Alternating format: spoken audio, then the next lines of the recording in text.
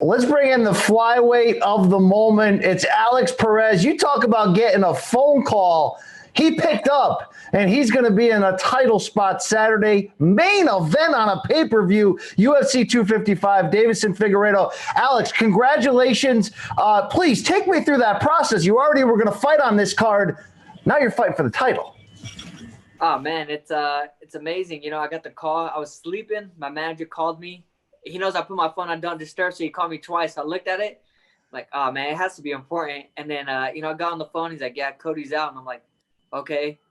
He's like, yeah, Cody's out. You're in. I'm like, wait, what? You know, it was interesting, man. It was like probably one of the best feelings in the world to know that, you got to this point, and then obviously there's still more work to be done. But, it's just one thing you can mark off your checklist.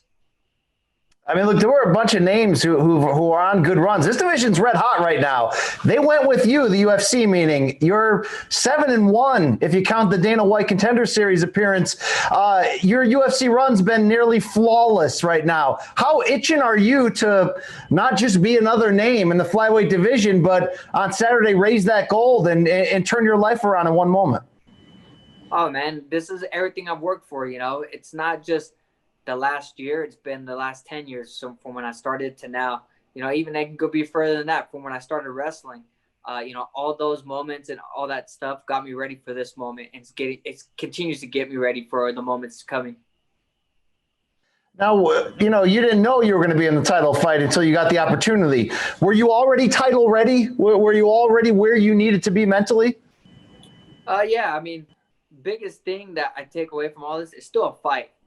So, I mean, whether it was going to fight Brandon or, be a step in for, in case something was happening for the main event, it's a fight. I'm always in shape. I'm always ready to go. So my mindset was already there.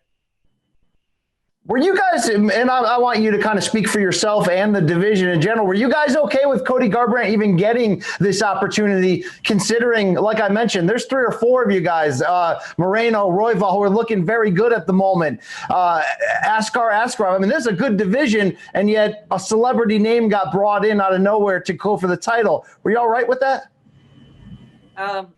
Honestly, I was a little upset. I think a lot of the guys were, but at the same time too, I understand it's a business, Cody draws, okay, cool. You know what I mean? For me, I was upset, I got knocked down, just gotta get back up and keep working. Like my mindset is, even if they would have gone with someone else for this fight, would I have been upset? Maybe, cause I felt like I deserved it after my last win. But at the same time too, that's life. You can't just be like, oh, well, I didn't get this. I'm, gonna do that. Like, man, shit happens. You gotta just forget about it and move on. My mindset was, I keep winning. They can't deny me the title shot, and I got it. I felt like I deserved it after my last fight. They put me in. Obviously, someone in the UFC thought I deserved it. So here I am. All right. Deiveson Figueiredo, the champion. He's 8-1 in the UFC coming in. You're 7-1. Oddly enough, each of your losses, the other fighter just beat in their last fight. You stopping Jussier Formiga, who was his only loss in the UFC, and him beating Joseph Benavidez, which is your only loss. Can we do MMA math? Can we take anything from that at all? Nah, man. Every fight's different. Styles are different, I mean, some people play big into it. I don't. I just feel like every fight's different. I tell people over and over and over again, what separates the best is whoever's on that night. I mean, you see some guys lose, some guys win, but barely. It's just whoever's on that night. You see guys look good, some guys look bad, but it doesn't mean they had a bad training camp. It could just been like, hey, man, I wasn't in that night. I didn't clock in on time. And that's just the way the sport goes. So that's why I take it. I take it like, yeah, he lost to Jusser, but he didn't clock in on time for that fight. Same thing with me, Benavidez. I had an off night. Not taking anything away from those guys. They won. They they beat us. But at the same time, too, it's like, okay, it happens. All right, how do you guys match up together? What is this fight going to look like inside there Saturday night? Man, if they see us fight, I mean, they seen him fight, they seen me fight, so I think it's going to be a war. We both come in, we both go forward, we don't back up, So it's one of those things like it's going to be a fun fight, and we're a flyweight, so we got cardio for days, so we're going to push that pace. I see myself winning. Look, I just talked to the champ. He was shirtless, sunglasses on. He's got the fade and the part and the red streak going through. The guy's got swagger for days. You good with him? You guys ever crossed paths before? What's your history? No, I've seen him. I seen him actually the night he fought Jusser, because my training partner Chito Vera was fighting that night, and I usually travel with him and just go support. And I seen him, nothing crazy, I've never like spoke to him, nothing. And he has that swag. I'm the worst person for swag. I would dress in sweats. I would dress in sweats and sweaters all day and running shoes, man. That's good for him, man. Some people like it, some people don't. I don't know. It doesn't bother me. Is this a fair statement that Henry Cejudo saved the UFC flyweight division? Is that a fair statement? Who knows, man? Who knows? Honestly, he beat TJ. There's a lot of things that went on with the whole flyweight division, right? They got rid of DJ. He beat TJ. Then they cut a whole bunch of guys, added a whole bunch of new guys in. Who knows? He could have been a part of it. For me, like, I'm not trying to sound like a douche or a dick, but for me, I was like, if 25s was cut, I felt like I'm big enough to go up to 35s. So it was like, okay, I feel like I still would have had a job. Sucks for the guys that got cut and the smaller guys and stuff like that. But for me, I felt I would have been okay because, I would have been able to make money. Like I said, sucks that some of those guys didn't get the, got cut and they were going to cut the division. So people were getting pink slips. But, I was just grateful that they brought it back and I'm in my division. You could not ask for a better opportunity here. What's the reaction in your hometown of California and your family when you were saying, hey, that fight you're going to watch on Saturday? Yeah, I'm going to be in the title fight. You get grandma out. Let's get Abuela. Let's get a party going here. At first, because I told my family, they're like, no, you're not. My little brother's like, no, you're not. Dana White didn't say nothing, blah, blah, blah. And then all of a sudden, like, it pops up on his phone maybe like an hour later. He's like, oh, you're online. I was like, yeah. So why would I lie about what I'm going to do? My family and everybody's super supportive. I got family here in Vegas, family all over, obviously California, got family in Texas, my family in Mexico. They're all hitting me up, everybody's super supportive.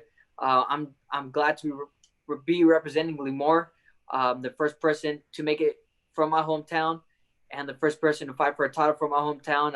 A couple towns over, you got Chad Mendes from Hanford, you got Marion and Cody, from Visalia, you got Joe Soto. So you got a lot of great talent out of the Central Valley. I'm gonna be the first one to bring home that belt. You can also be the first alumni of the Dana White Contender Series here to bring home the belt as well. How important was that opportunity for you and to where you are today? It was big, man. A lot of people don't know, but it wasn't like I was highly recruited for that. It wasn't like, oh, they went out looking for me. My manager got me the spot. Someone got hurt, and they offered me the spot like in a 3 weeks notice. And I remember telling myself, just gonna make the most of this, make the most of this opportunity. And I did, and here I am now. This is weird. It's like a before and after. I'm talking to you before. If you win on Saturday night, you're the UFC champion. That's an after. Your life is going to go from up to this point and then this point after. Are you thinking about any of that, or is it more just like another fight, blinders, let's stay with it? Not really, because you can't think too far ahead, but just in general, like, stuff doesn't really change for me. Like, when I won my UFC contract, people were like, oh, this, and I was like, man, I'm still the same person, maybe I got 100 more followers on Instagram, but I'm still the same person, and then once I started winning in the UFC, it was still like, I'm still the same person. Nothing changes. I still dress in the same clothes, nothing really changes. I'm a country guy, I'm a small town kid, and as crazy as it sounds, I don't like being on the spotlight. I don't like taking pictures. I don't, I'm more to myself. I got my close group of friends, so I really don't see anything changing too much for me. I just like that small town vibe, and I feel like that's me. I like it. I like the humility right there. Well, if they don't know your name, they will if you win on Saturday. So how do you win? Let's talk about Figueiredo. He seems to be completely well-rounded, as are you, as are a lot of these top fighters when you get to this level. If this goes mano a mano, if you got to bring out the Mexican spirit, can you stand up with this guy for 5 full rounds? Can he take your heat? I feel like if I had to stand with him, you know what I mean? Everybody's seen what happened when I fought Shorty, you know what I mean? A lot of people thought I was a wrestler. I bring the pressure. I bring the hands. I bring the numbers, you know? Can he handle it? Who knows? We'll find out on Saturday. I love it. I love it. Hey, man, best of luck. UFC 255, the main event. Alex Perez, know his name. All right, know it. You may hear a lot more of it coming up after this. Go get him, man. Thanks, man. I appreciate it.